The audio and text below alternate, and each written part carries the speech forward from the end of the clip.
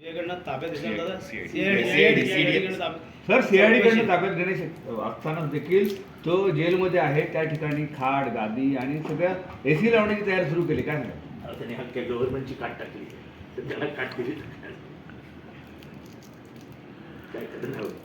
इतकं उघडपणाने इतकं होत असेल तर ह्याच्यात सरकारची लाज जाते. लाज बाकी सगळं होत राहतं पण कमीत कमी लपून छपून तरी खाट 4 माणसं घेऊन जातात पोलीस स्टेशनमध्ये. डनलॉपच्या गाद्या पण जातात मुंबईमध्ये. एवढी डनलॉपच्या गाद्या, रेमंडचा रथ, बॉम्बे डाईनचा तो क्विल्ट असतो ना मोमो तो पण ना. त्याला असं वाटलं पाहिजे पोलीस स्टेशन माझं घर आहे. आतापर्यंत तो घरासारखाच वाढवण्यात आला होता. आता त्याला प्रत्यक्ष वाटलं पाहिजे. चांगलं मटण भाकरी सगळं एवढी तत्परता दाखवायला लागली आता. तत्परता नाही, हे सामान्य कुठल्या माणसाला द्याल का? किती भीक मागावी लागते, आजारी माणसाला किती भीक मागावी लागते बघतो ना सगळं. चांगलं वाईट नाही, प्रगती आहे की पोलीस स्टेशनला चांगल्या सुखसोयी दिल्या पाहिजे. त्या मताचा मी काय म्हणतो ती वाल्मिक कराडपासून सुरू करणार असेल तर खाली पण द्या सगळ्यांना. पोलिसांची पण इच्छा असते द्यायची. त्यांनाही बघवत नाही 10 बाय 10च्या रूममध्ये 40 जण झोपतायत, हागायला जागा नाही, मुतायला जागा नाही.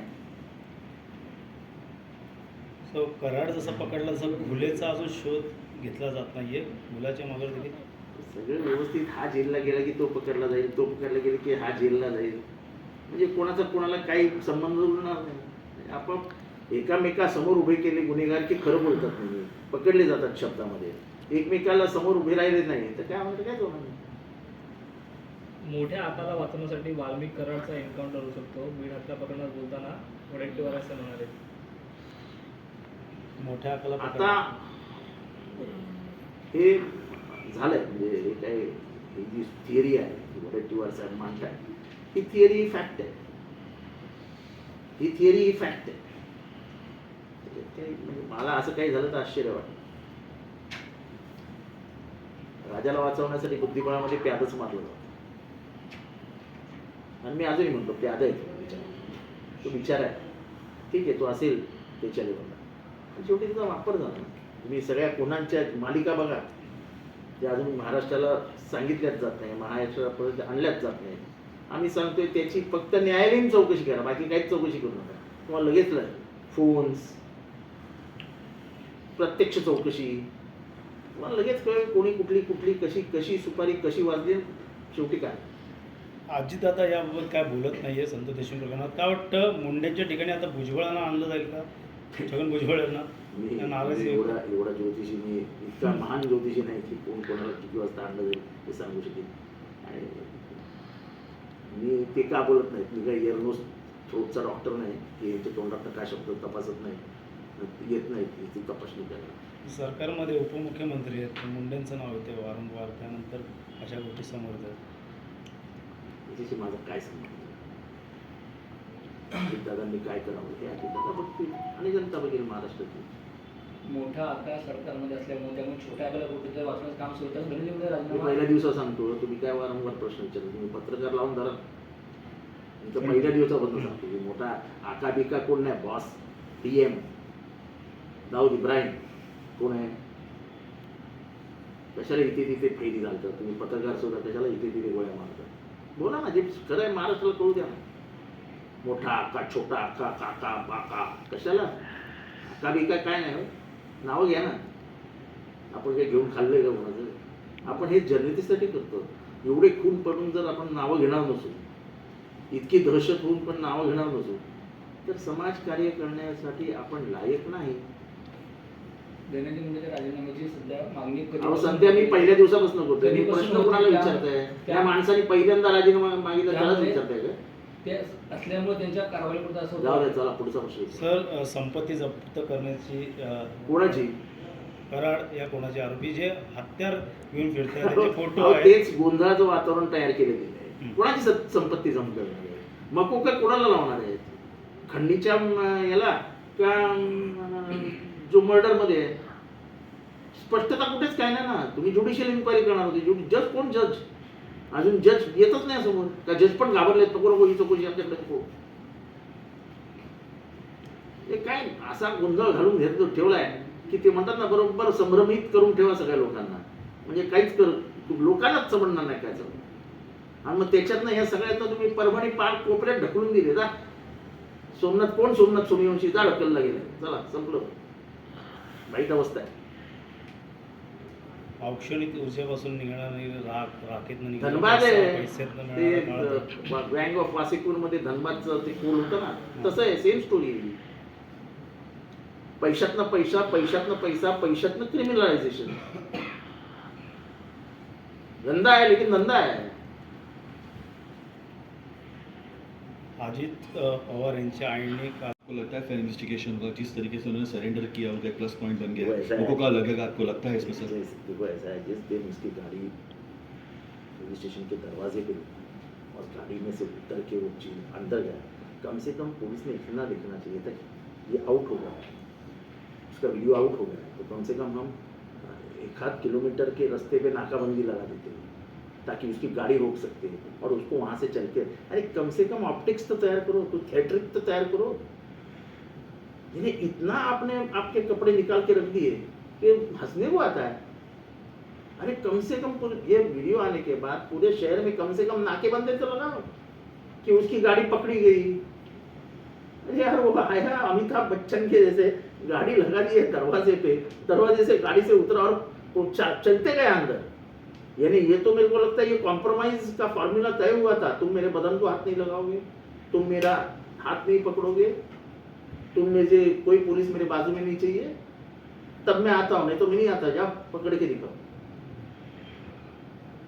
देखो ऐसा कोई पर्सनल नहीं है, लेकिन हमने आज तक 35-40 साल की राजनीतिक जिंदगी में ये देखा है ना सर.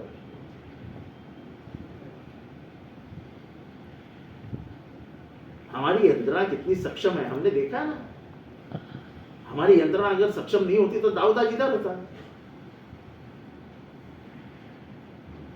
अमरनाथ दादर में बंगला बांध के रहता, वो ऊपर नहीं चला जाता.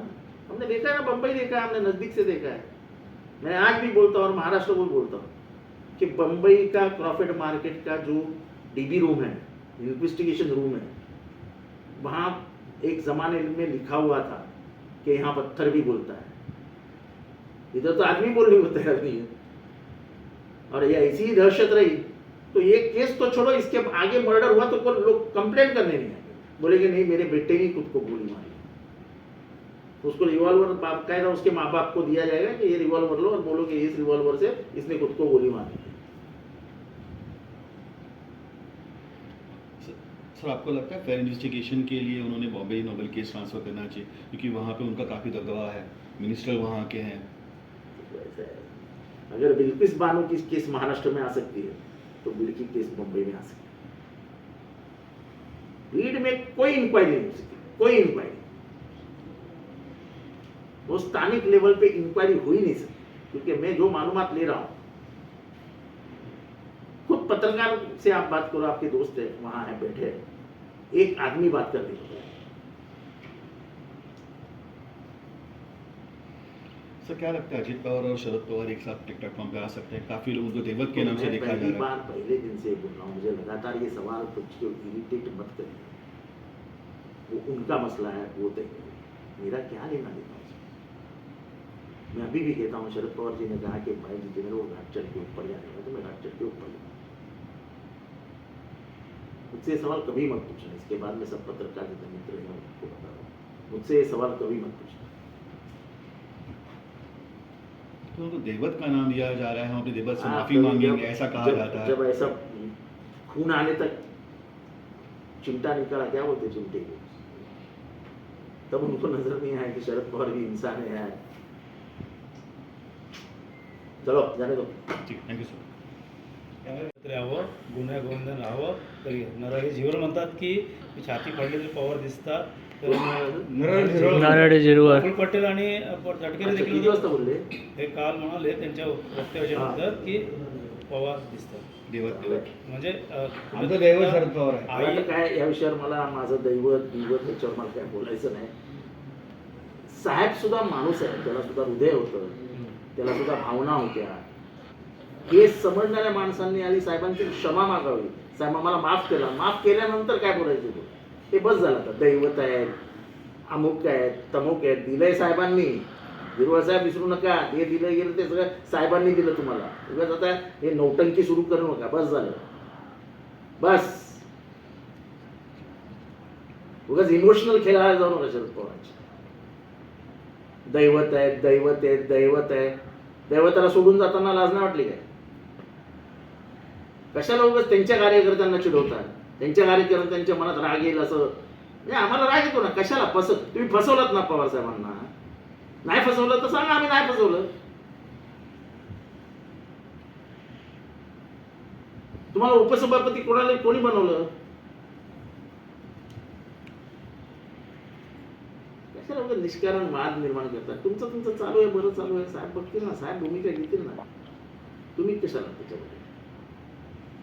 आपलं काम नाही ना, आम्ही बोलतो का कधी? निष्कारण पब्लिसिटीसाठी काहीतरी आमचे दैवत आहेत, आमचे देव आहेत, घरात फोटो लावायला घाबरतात.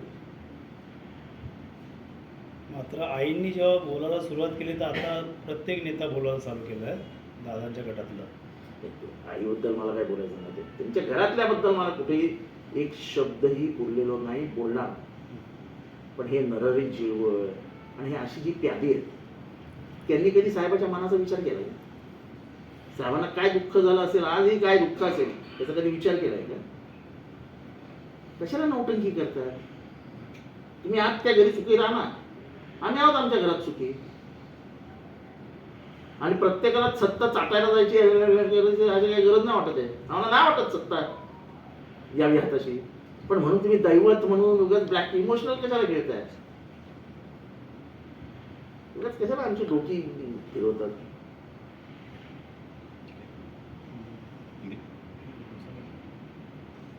कार्यकाळ येत्या 17 जानेवारी संपणार आहे. स्थानिक स्वराज्य संस्थांच्या निवडणुका घेण्याचा न्यायालयाचा निर्णय आहे. एवढे वर्ष ती महानगरपालिकेचा कारभार प्रशासकाच्या हाती आहे. आपण काय करू शकतो? त्यात आपण काही करूच शकत नाही. त्याच्यावरती कशाची चर्चा? तर मुख्यमंत्र्यांनी 100 दिवसाचा कार्यक्रम दिला आहे. पारदर्शकता येणार आहे 100 दिवसामध्ये. काय सांगाल? एआयचा देखील वापर ते लोक करणार. जर चांगलं काही महाराष्ट्रात घडणार असेल तर त्याचं स्वागत केलं पाहिजे. एआयचा वापर करून ते जर सोमनाथ सूर्यवंशी आणि मस्साजोगचे सरपंच देशमुख यांना न्याय देणार असेल तर आम्ही स्वागतच करतो. फक्त न्याय देताना एआयच्या समोर अजून एक कोणतरी इंटेलिजन्स नको यायला. एक आर्टिफिशियल आणि एक ओरिजिनली तुमच्याकडे खूप इंटेलिजंट माणसं आहेत ना कॅबिनेटमध्ये. यांना पैशाचं रोलिंग व्यवस्थित समजतं. सर, जळगावमध्ये नवीन वर्षात हिंसक वळण लागलेलं आहे. गुलाबराव पाटील यांच्या पत्नीच्या वाहनाला धडक लागली. त्यांच्या 2 गटामध्ये काढा.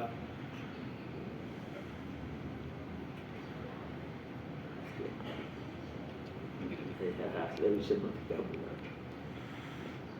भुजबळांसोबत आमची पण चर्चा सुरू आहे. त्यांचा मार्ग ठरेल तेव्हा आमचा पण मार्ग ठरेल. भुजबळांनी नाराजी व्यक्त करून काही फायदा नाही.